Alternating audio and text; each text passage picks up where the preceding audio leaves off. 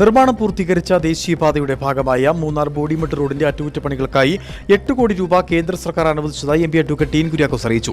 ഇതിന്റെ ടെൻഡർ നടപടികൾ പൂർത്തീകരിച്ചതായും നിർമ്മാണ ജോലികൾ വൈകാതെ തുടങ്ങുമെന്നും എംപി വ്യക്തമാക്കി.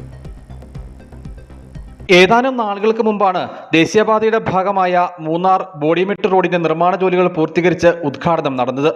പിന്നീട് മഴക്കാലത്ത് പാതയിൽ മൂന്നാർ പോലീസ് സ്റ്റേഷന് പരിസരത്ത് വെള്ളക്കെട്ടുണ്ടാവുകയും ഇത് പരിഹരിക്കാൻ നടപടി വേണമെന്ന ആവശ്യം ഉയരുകയും ചെയ്തിരുന്നു. ഇത്തരത്തിൽ റോഡിൽ പരിഹരിക്കപ്പെടേണ്ട പ്രശ്നങ്ങളുടെ അറ്റകുറ്റപ്പണികൾക്കായിട്ടാണ് 8 കോടി രൂപ തുക അനുവദിച്ചിട്ടുള്ളത്. നിർമ്മാണ ജോലികളുമായി ബന്ധപ്പെട്ട ടെൻഡർ നടപടികൾ പൂർത്തീകരിച്ചതായും നിർമ്മാണ ജോലികൾ വൈകാതെ തുടങ്ങുമെന്നും എംപി വ്യക്തമാക്കി. മൂന്നാർ പോലീസ് സ്റ്റേഷന്റെ എതിർവശത്ത് അവിടെ കുറച്ച് ആളുകൾ താമസിക്കുന്ന മേഖലയിൽ ഉൾപ്പെടെ അവരുടെ വീടുകളിലേക്ക് വെള്ളം ഒഴുകിച്ചെന്ന് അവർക്ക് ജീവിക്കാൻ പ്രയാസമുണ്ടാക്കുന്ന ഒരു സ്ഥിതിയുണ്ട്. അതോടൊപ്പം തന്നെ അവിടെ കുറച്ച് നിർമ്മാണം അഡീഷണലായി ഇപ്പം നേരത്തെ ഒരു ഉരുൾപൊട്ടൽ എന്നല്ല, ഒരു മണ്ണിടിച്ചിലിൽ കുറച്ച് അപാകത സംഭവിച്ച പ്രദേശം ഉൾപ്പെടെയുണ്ട് അതിൻ്റെ മുകൾ ഭാഗത്ത്.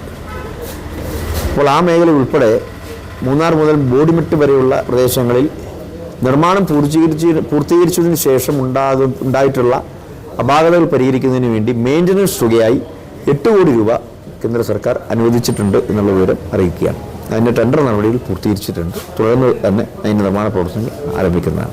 മഴക്കാലത്ത് ദേശീയപാതയുടെ ചില ഭാഗങ്ങളിൽ നേരിയ തോതിൽ മണ്ണിടിഞ്ഞും മറ്റും കേടുപാടുകൾ സംഭവിച്ചിട്ടുണ്ട്. ഇത്തരത്തിൽ പൂർത്തീകരിക്കപ്പെടേണ്ട അറ്റകുറ്റപ്പണികൾക്കായി അനുവദിക്കപ്പെട്ടിട്ടുള്ള തുക വിനിയോഗിക്കും. News bureau, Adimali.